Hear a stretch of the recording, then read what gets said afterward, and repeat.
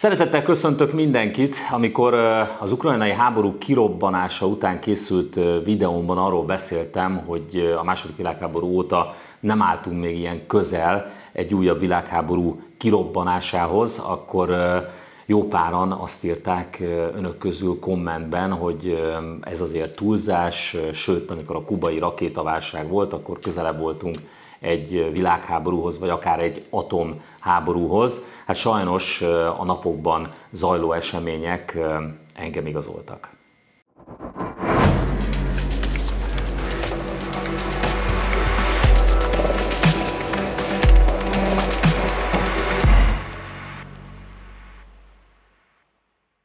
Egyértelműen szándékos cselekmények okozták az Északi Áramlat 1-es és az Északi Áramlat 2-es földgáz vezetéken a szivárgást. Ezek nem lehettek baleset következményei, jelentette ki Mette Frederiksen dán miniszterelnök.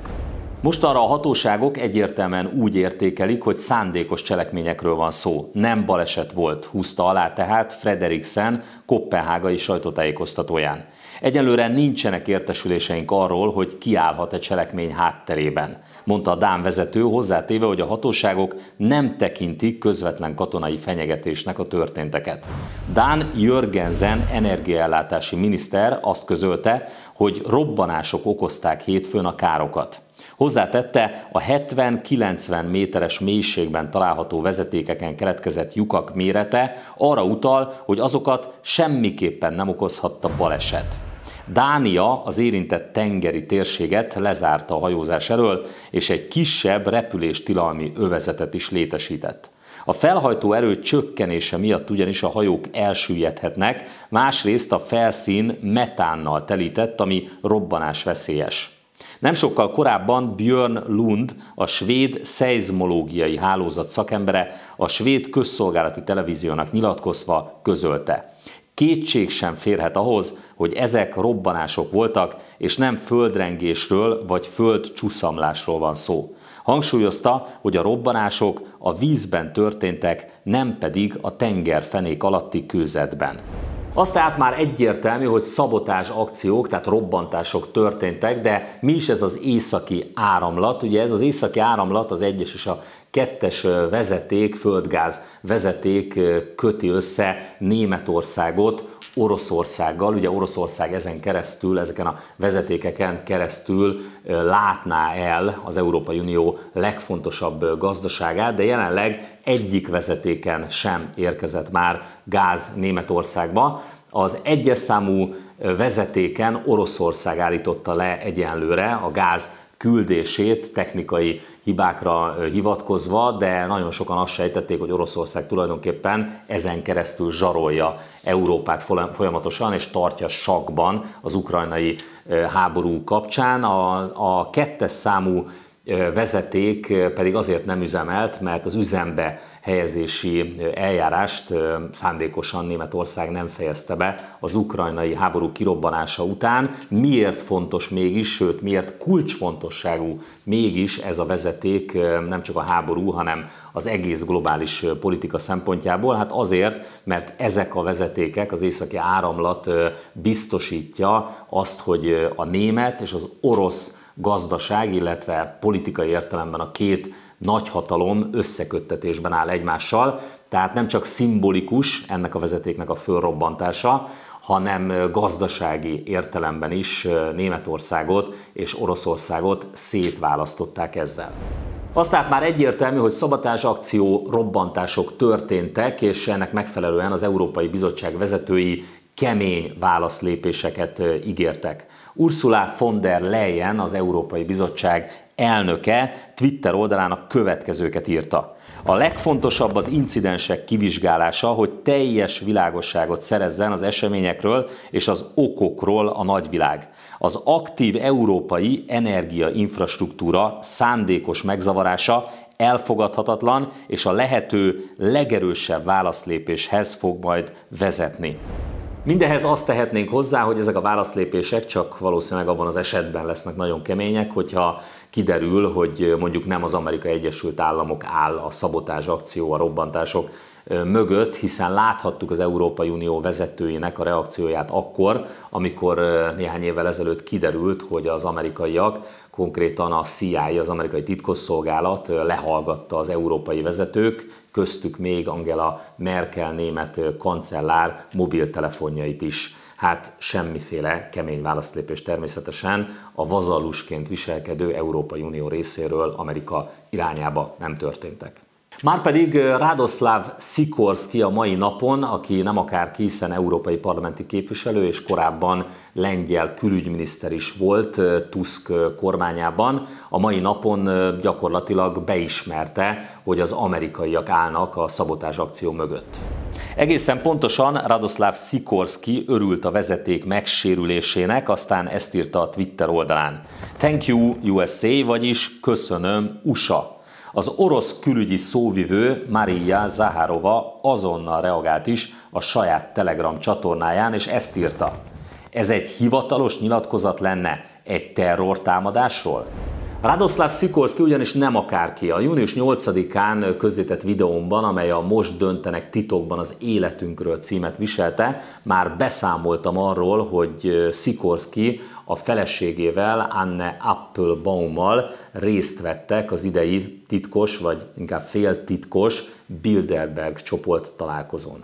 A meghívottak között találjuk idén Anne Applebaumot is, aki egy amerikai történész és újságíró, és akit az amerikai kormány és a globális nagyvállalatok mögötti egyik legfontosabb szaktekintélynek tartanak, már ami a mi térségünket illeti. Applebaum ősei ugyanis lengyelországi zsidók voltak, akik a jelenlegi Fehér Oroszország területéről vándoroltak ki az Amerikai Egyesült Államokba, így aztán kiválóan ismerik Közép- és Kelet-Európát. Anne Applebaum férje is a meghívottak között van, a lengyel európai parlamenti képviselő Radoslav Sikorski, aki korábban az Európai Tanács elnöki posztját is betöltő Donald Tusk kormányának külügyminisztere is volt. Sikorski 2012-ben felkerült a Foreign Policy magazin által kiadott Top 100 globális gondolkodó listájára, a világ legfontosabb háttér emberei közé tartozik tehát. Radoslav Sikorski mai megdöbbentő bejelentését a Twitter oldalán, amelyben megköszönte az Amerikai Egyesült Államoknak az északi áramlat felrobbantását, egyre több bizonyíték kezdi alátámasztani. A BNN Newsroom a következőket közölte. Szeptember 2-án egy FFA B123 hívójelű amerikai helikopter légi tevékenységet végzett. A légiforgalom figyelő szerint aznap 6 repülőgép használta ezt a hívójelet, amelyek közül 3-at sikerült azonosítani a farokszámuk alapján. Mindegyikük Sikorski MH-60S helikopter. Egy másik bejegyzéssel folytatták, amely így szólt. Ha a tegnapi úgynevezett baleset, de ugye ma már tudjuk, hogy szabotázs akció helyszínére ráhelyezzük az FFA B123 útvonalát, érdekes eredményt kapunk. A helikopter az északi áramlat 2 útvonalán repült, sőt, a szabotázs akció helyszínei között repült.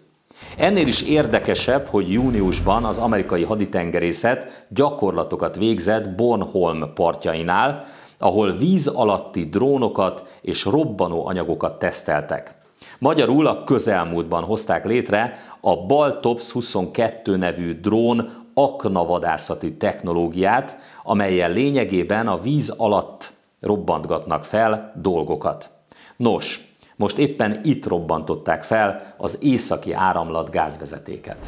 És ha éppen üzemen kívül voltak tehát az északi áramlat vezetékei, akkor ugyan miért lenne ennyire fontos, hogy szétválasszák Németországot és Oroszországot? Hát éppen erről beszéltem az ukrajnai háború kirobbanásakor közzétett videómban, amely 2022. március 10-én került föl ide a YouTube csatornámra, és azt a címet viseli, hogy az eltitkolt igazság az ukrajnai háború mögött. Tekintsenek bele ebbe a videóba, amikor arról beszéltem, illetve azt mutattam meg, hogy az amerikaiak számára miért ennyire fontos, hogy ne legyen ilyen kapcsolat Németország és Oroszország között.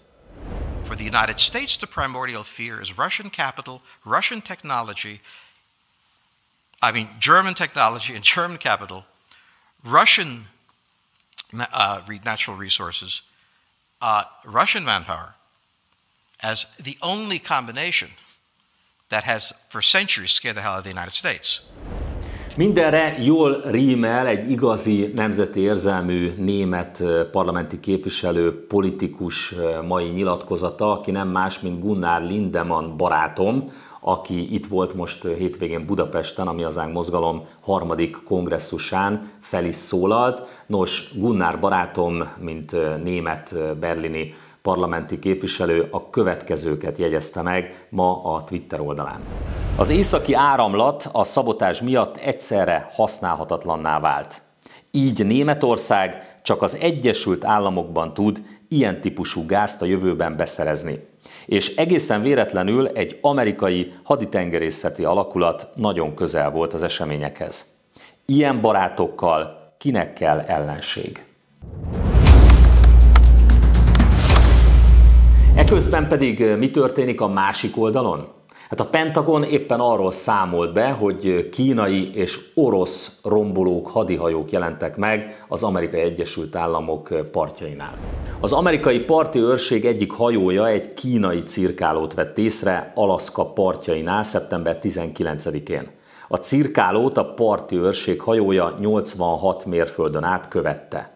Nem ez volt az egyetlen külföldi jelenlét az Egyesült Államok partjainál, a kínai cirkálót követte még 3 kínai hajó, illetve 2 orosz romboló. És mindezt tegyük hozzá, hogy a mai napon befejeződtek azok a népszavazások, amelyeket azokon a területeken indítottak, amely területek korábban Ukrajna integráns részét képezték, de jelenleg leginkább orosz ellenőrzés alatt vannak, és ezeken a területeken moszkvai bejelentés szerint az ott maradottak túlnyomó többsége arra szavazott, hogy csatlakozzanak Oroszországhoz. Ugye ez túl azon, hogy Ukrajna, a korábbi Ukrajna területének akár 15%-át is érintheti, tehát ennyit elcsatolhatnak Ukrajnától. Ennek igazából azért van óriási jelentősége, mert innentől kezdve Oroszország hivatkozhat arra, hogy a saját területeit védi, tehát általános mozgósítást rendelhet el, vagy akár az alkotmánya alapján nukleáris fegyvereket, atomfegyvereket is bevethet ebben a háborúban. Hát innentől kezdve ez már egy nagyon-nagyon komoly ügy, és ahogy én mondtam, ez egy lokális háború helyett valójában egyre inkább egy világháború irányába mutat. If Russia invades, that means tanks or troops crossing the border of Ukraine again. Then there will be no longer a Nord Stream 2. We will bring an end to it. How will you do that exactly, since the project and control of the project is within Germany's control? We will, I promise you, we'll be able to do it.